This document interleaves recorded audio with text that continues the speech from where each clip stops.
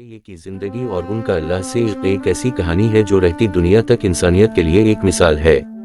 ان کی زندگی میں اللہ کے عشق کی شدت اور دنیاوی معاملات سے بے رغبتی اس حد تک تھی کہ ان کی ہر سانس، ہر لمحہ اللہ کی یاد میں گزرتا تھا۔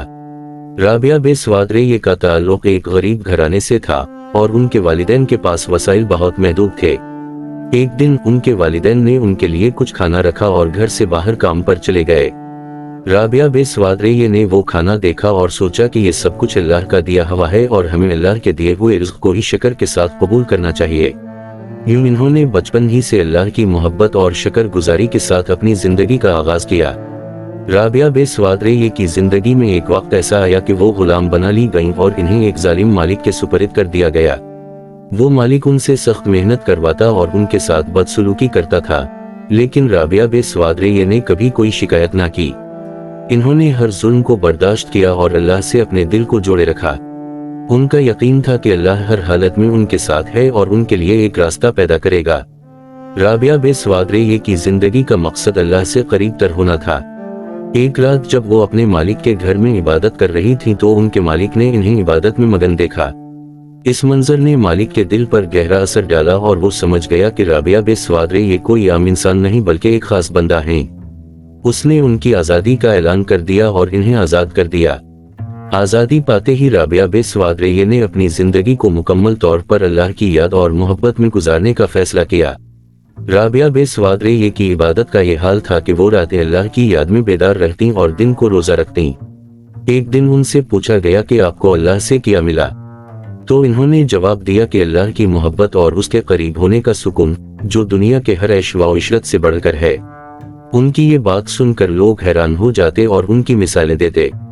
ان کی زندگی میں ایک وقت ایسا بھی آیا جب بہت سے لوگوں نے ان سے شادی کی خواہش ظاہر کی، لیکن انہوں نے سب کو انکار کر دیا۔ انہوں نے کہا کہ ان کے دل میں اللہ کی محبت اتنی گہری ہے کہ اس میں کسی دوسرے کے لیے جگہ نہیں۔ ایک نوجوان جو ان کی محبت میں پاگل تھا، ان کے پاس آیا اور اپنی محبت کا اظہار کیا۔ رابعہ بے سوادرے نے اسے سمجھایا کہ دنیاوی محبت عارضی ہے، اگر سچی محبت کرنی ہے تو رب سے کرو، کیونکہ وہی حقیقی محبوب ہے۔ ان کا کہنا تھا کہ اللہ ہی وہ واحد ذات ہے جس سے محبت انسان کو ابدی سکون دے سکتی ہے۔ رابعہ بے سوادرے اکثر کہتی تھیں کہ میں اللہ کی عبادت اس لیے نہیں کرتی کہ مجھے جنت میں داخل ہونا ہے، اور نہ اس لیے کہ مجھے دوزخ سے بچنا ہے۔ میں اللہ کی عبادت اس لیے کرتی ہوں کہ وہ میرا محبوب ہے اور اس کی محبت میرے دل میں ہے۔ یہ باتیں اس دور کے لوگوں کو حیران کر دیتیں، کیونکہ ان کی باتوں میں خلوص، پاکیزگی اور اللہ سے سچی محبت کا اظہار ہوتا تھا۔ رابعہ بے سوادرے کا عشق الہی قدر گہرا اور مضبوط تھا کہ انہوں نے اپنی زندگی میں دنیاوی محبتوں کو اپنے رب کی محبت پر قربان کر دیا۔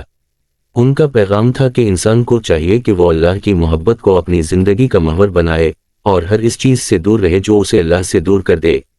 انہوں نے لوگوں کو اللہ کی محبت میں جینے اور اللہ کی رضا میں اپنی زندگی کو گزارنے کی تلقین کی۔ ان کی زندگی کا ایک اور واقعہ بہت مشہور ہے۔ ایک دن وہ اپنے گھر کے باہر بیٹھ کر اللہ سے دعا مانگ رہی تھیں۔ اسی دوران ایک غیب کی آواز سنائی دی کہ رابعہ، تم جو چاہو مانگو، تمہیں عطا کیا جائے گا۔ رابعہ بے سوادرے نے جواب دیا کہ اے اللہ، مجھے دنیا میں کسی چیز کی خواہش نہیں، اگر تو مجھے کچھ دینا چاہتا ہے تو اپنے قرب میں اور اضافہ کر دے، کیونکہ یہی میری سب سے بڑی خواہش ہے۔ رابعہ بے سوادرے کی عبادت، تقویٰ اور ریاضت کا یہ علم تھا کہ انہیں دیکھ کر لوگوں کو اللہ کی محبت کا احساس ہوتا تھا۔ ان کی باتوں میں اللہ کی محبت کا ذکر اور دنیا کی فانی محبت سے دوری کا پیغام ہوتا تھا۔ انہوں نے اپنی زندگی میں لوگوں کو یہی سکھایا کہ اصل محبت اللہ کی محبت ہے اور دنیا کی محبت انسان کو اس کے رب سے دور کر دیتی ہے۔ ان کی زندگی کا ہر لمحہ اللہ کی محبت کی دلیل ہے۔ ان کی زندگی کا مقصد لوگوں کو اللہ کے قریب کرنا اور انہیں دنیاوی محبتوں سے دور رہنے کی تلقین کرنا تھا۔ ان کے پیغام میں خلوص، تقویٰ اور عشق الہی کی خوشبو تھی، جو آج بھی لوگوں کو رب کی محبت کی طرف بلاتی ہے۔